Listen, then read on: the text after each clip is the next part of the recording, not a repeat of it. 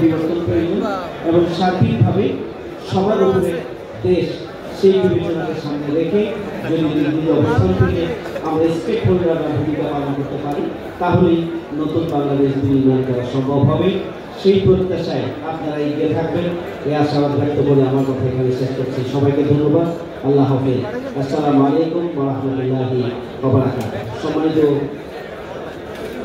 সাংবাদিক বন্ধুগণ, এই পর্যায়ে প্রধান অতিথির বক্তব্য রাখছেন বাংলাদেশ জামায়াত ইসলামীর সম্মানিত কেন্দ্রীয় নায়েবে আমির, বাংলাদেশ ইসলামী ছাত্র শিবিরের সাবেক কেন্দ্রীয় সভাপতি, সাবেক এমপি, আমাদের একান্ত শ্রদ্ধাভাজন জননেতা ডাক্তার সৈয়দ আব্দুল্লাহ মোহাম্মদ তাহের।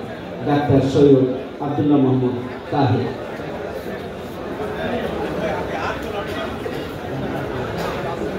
বিসমিল্লাহির রহমানির রহিম। নাহমাদুহু ওয়া নুসাল্লি আলা রাসূলিল কারীম।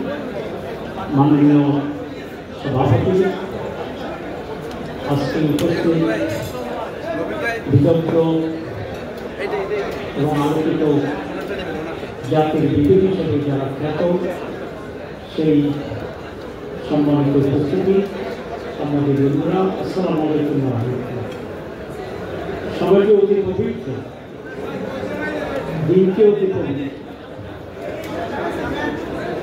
কারণ এই সময়ে আল্লাহ রাব্বুল আলামিন সমস্ত ভালো কাজকে বহু গুণে মানিয়ে দিয়ে আমাদের ভাগ্যের সওয়াব নির্ধারিত করে। আমাদের জন্য একটা বিশেষ ব্লেসিং এবং আমাদের মুক্তির জন্য এই শর্টকাট রয়েছে। আমি আজকের এই শুভলগ্নে আপনাদের সবাইকে রমজান মুবারকের অভিনন্দন জানাচ্ছি এবং অ্যাডভান্স ঈদ মোবারকবাদ জানাচ্ছি। আল্লাহ রাব্বুল আলামিন মুসলমানদেরকে বলছেন, কুনতুম খায়রা উম্মাতিন উখরিজাত লিন-নাস তা'মুরুনা বিল মা'রুফ, তোমরা শ্রেষ্ঠ জাতি। You are the greatest nation, the highest nation, the noblest nation, the best nation. এবং তোমাদের সৃষ্টি করা হয়েছে নাস মানুষের। এই যে আমরা শ্রেষ্ঠ জাতি, সেই জাতি কিভাবে তৈরি হবে, শ্রেষ্ঠ হওয়ার যে গুণাবলী, সেই গুণাবলী কিভাবে অর্জিত হবে, ইসলামের মৌলিক ইবাদতসমূহ, সেই ভার্চুস এবং কোয়ালিটিসগুলো ইবাদতের মাধ্যমে ইম্পার্ট করে ইনসাইড এ হিউম্যান লাইফ।